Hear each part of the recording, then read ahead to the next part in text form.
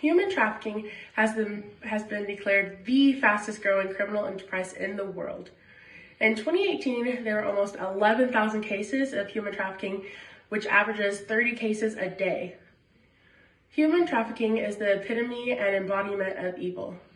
Its atrocities are not comprehensible because they are not of this world. It is all around you, and hopefully by the end of this speech, you will be able to spot it. While in high school, I volunteered with an organization that fought against human trafficking. I facilitated classes and workshops that taught their curriculum. It stops with me.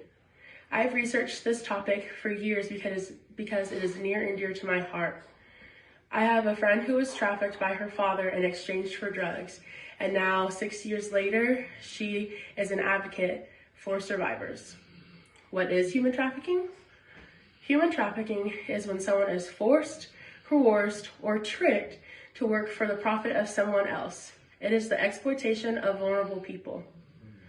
The two main types of trafficking we have here in America are sex trafficking and labor trafficking. Labor trafficking is when a person is being exploited for forced labor. This is sometimes seen in agriculture, ethnic restaurants, and nail salons. Human trafficking in America is only second to the drug trade. It has already surpassed the drug trade in parts of our country and is expected to continue to do so over time. You have to think about it like this. In a drug trade, you make the drug, you sell it, and it's a one-time profit. In human trafficking, you have a person who you can sell over and over again so that the profit continues for years. Unlock Freedom is an anti-human trafficking organization, and according to their founder's website, human trafficking is now referred to as modern-day slavery. Who are affected by it? The average age of trafficked victims is 13 years old. It is so young because kids are on social media networks where predators can easily persuade them. Human trafficking can happen to anyone, but some people are more vulnerable than others. According to the article, What is Human Trafficking? From the Blue Campaign, traffickers look for people who are susceptible for a variety of reasons, including psychological or emotional vulnerability, economic hardships, or runaway youths.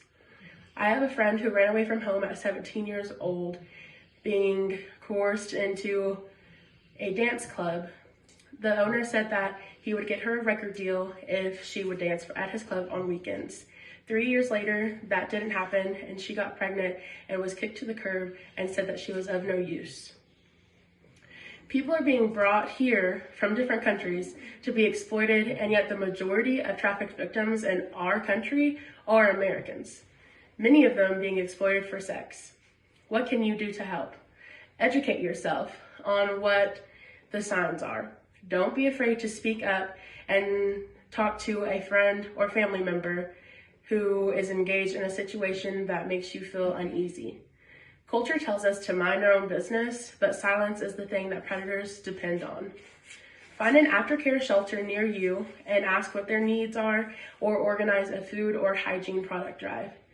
Typically, when a survivor gets out of a human trafficking ring, all that they have are the clothes on their back, so they could use any help that they could get. It's important for you to educate yourself so that you can, 1, help spread the word, 2, watch out for family and friends, and 3, to keep yourself safe. Human trafficking is spreading like wildfire, and it is up to us to help combat it. According to the article, Who Are the Survivors?